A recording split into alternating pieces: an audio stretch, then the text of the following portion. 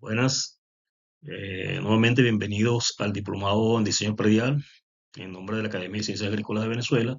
Hoy le presentaremos el módulo 2 eh, relacionado con el diagnóstico predial en sí. Eh, Tomando en cuenta lo del módulo 1, les recuerdo pues que ese módulo ya fue cerrado, se presentaron algunas actividades allí, pero se evaluará pues en función de los aportes que cada uno presentó en ese módulo. Entonces vamos a comenzar entonces con lo que respecta al módulo 2 del diplomado relacionado con el diseño predial. ¿Cuál es el objetivo del módulo 2? El objetivo del módulo 2, o los objetivos, perdón, es introducir a los estudiantes en los conocimientos de componentes físicos naturales que se asocian a predios agrícolas y determinar los conceptos y enfoques en el conocimiento de los recursos naturales asociados a predios agrícolas, es decir, a los recursos, suelo, agua, vegetación, fauna, etcétera, etcétera, cuáles son importantes para determinar el diseño predial. ¿Cuál es el contenido? Contenido tenemos la determinación de los componentes físicos naturales básicos como el agua, vegetación, clima, suelo, que está relacionado con la topografía del relieve, así como los componentes culturales como infraestructura y servicios. Y los métodos de evaluación, como los cartográficos, digitales y estadísticos.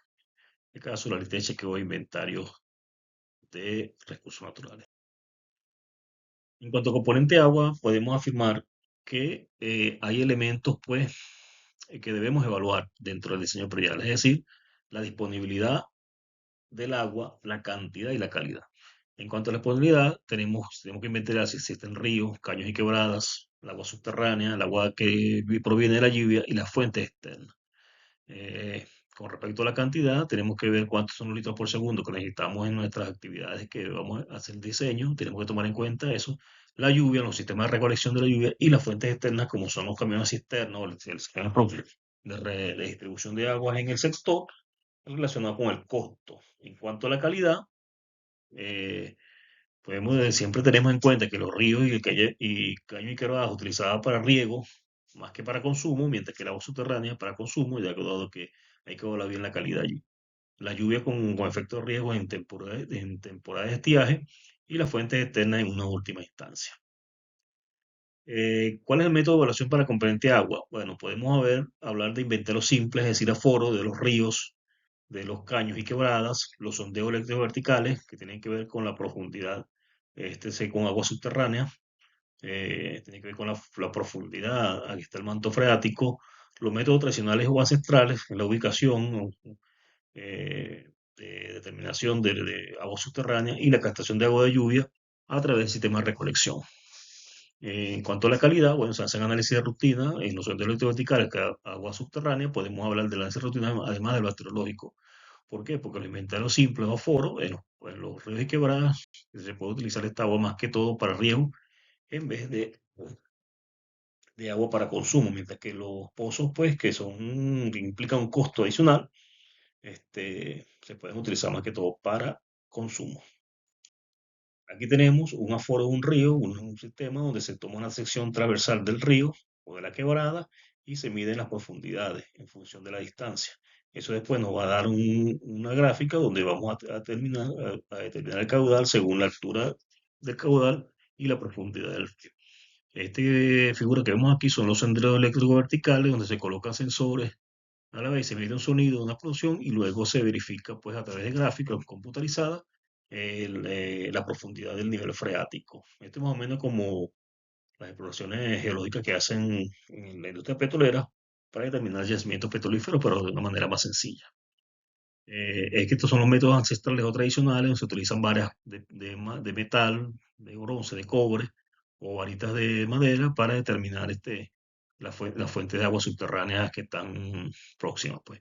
Y que vemos aquí es un sistema de captación de agua de lluvia, donde utilizan los techos de las instalaciones para captar agua a través de una canaleta y los tanques y un bajante. Ese sistema es muy importante en zonas donde no se cuenta pues con el agua, de almacenar agua para tiempo de estiaje.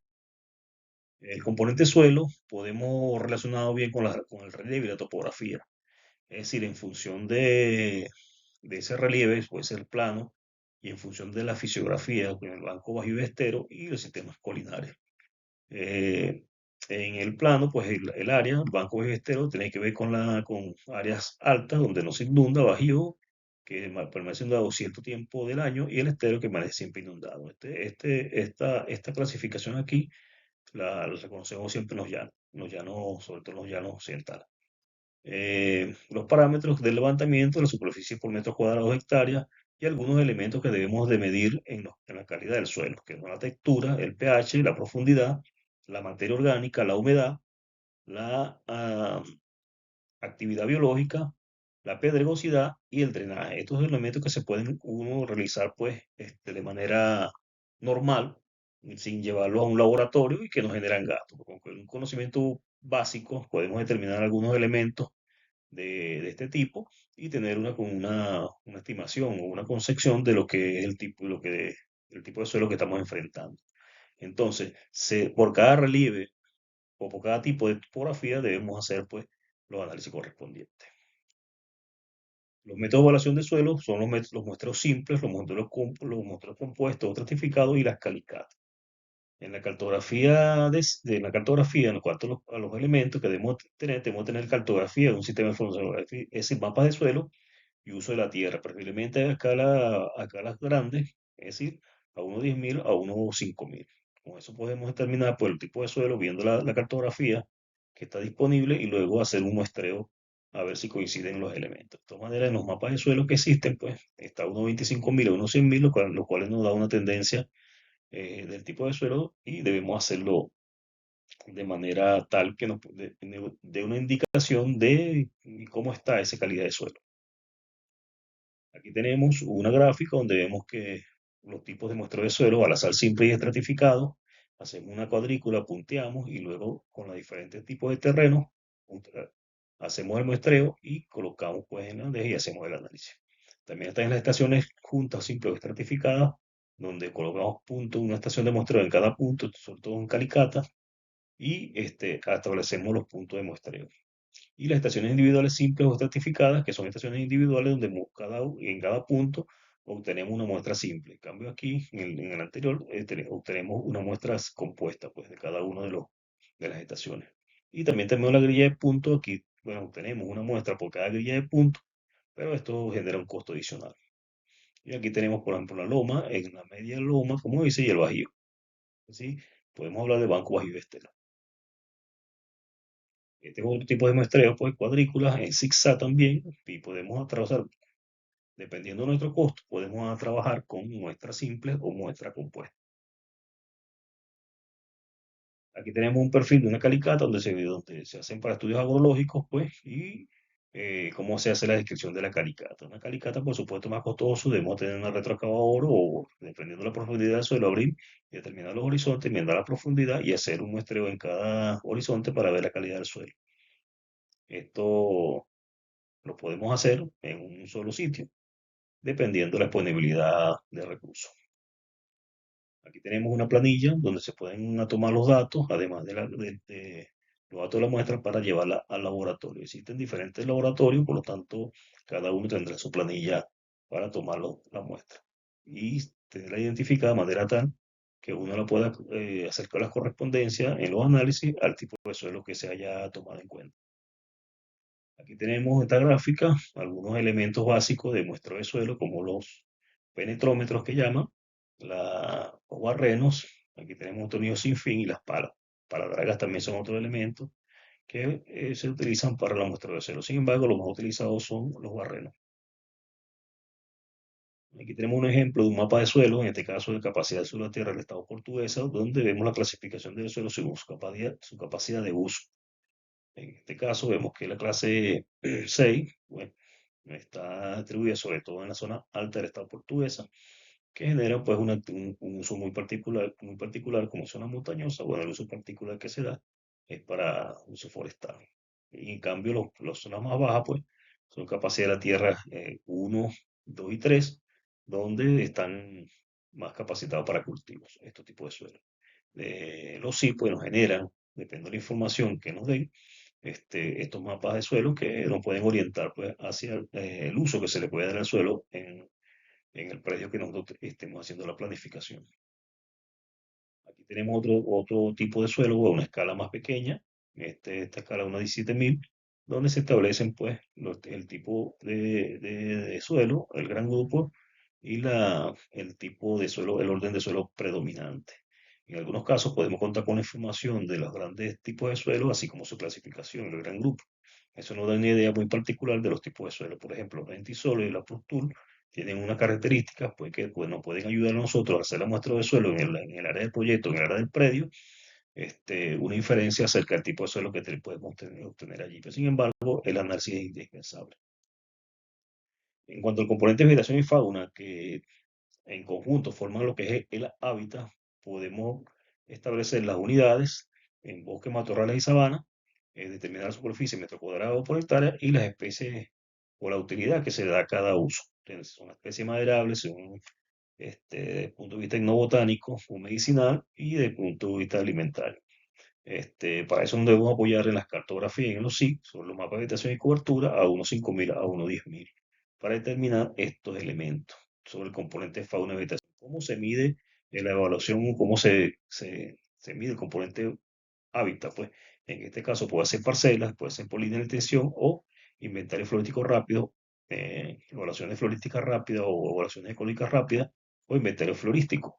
Esto lo podemos hacer de manera tal que podemos ver o tener una idea de qué hábitat tenemos, cuáles son las especies características y qué elementos nosotros podemos incorporar para mejorar pues, esa calidad del hábitat.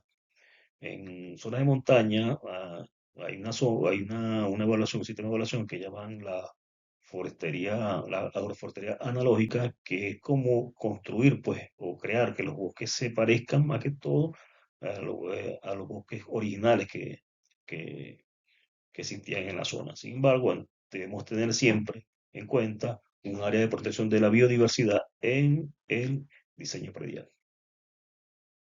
En cuanto al componente clima, tenemos algunas variables muy importantes, que son temperatura, precipitación, evaporación, la relativa dirección del viento, entre otras que son menos importantes, pero que si pudiéramos tener pues, los elementos de cómo medirlas, pues lo tendremos. Sin embargo, estos elementos que están aquí se pueden obtener a través de con sistemas de medición, estaciones muy particulares que la podemos obtener pues, a bajo costo. También nos podemos apoyar con la cartografía, con la cartografía. Sobre todo la información climática y hidrológica que se encuentra en las instituciones. Estas variables climáticas, del componente clínica, nos dan una cuestión muy importante que es el balance hídrico, esto nos da una idea de cuándo hay déficit o exceso de agua para poder planificar en cuanto a la siembra de cultivos o al proceso de cosecha o de diseño predial. En cuanto a los métodos de evaluación de componente clínica, tenemos las estaciones meteorológicas, como hablé anteriormente, las digitales, los métodos artesanales y la información disponible tanto en el MINEM, en el INAME o en la Fuerza Aérea Venezolana, que está más que todas las estaciones climáticas más antiguas estaban colocadas pues, en los aeropuertos. ¿Y quién manejaba esa información? La Fuerza Aérea Venezolana. Sin embargo, ahorita, bueno, por disposición de la ley, existen artículos constitucionales que la gente tiene acceso a la información y de eso nos podemos apoyar. Aquí tenemos, por ejemplo, unos datos de temperatura, este es un fuente del Ministerio del Ambiente 2008, donde podemos tener una correlativa de datos de temperatura promedios y individuales por mes para garantizar, pues, a través de los estudios estadísticos, hacer las corridas correspondientes y verificar los mapas, en este caso isoterma, de temperatura, las cuales nos indicará pues, qué temperatura domina en el predio y nos puede ayudar también a la planificación previa. También tenemos la precipitación, también están los colómetros antiguos, donde daban pues, una corrida de años también, y que nos pueden facilitar pues, a través de los métodos de análisis estadístico, determinar pues, las áreas donde llueve más, donde llueve menos, y el promedio de precipitación medio mensual o anual.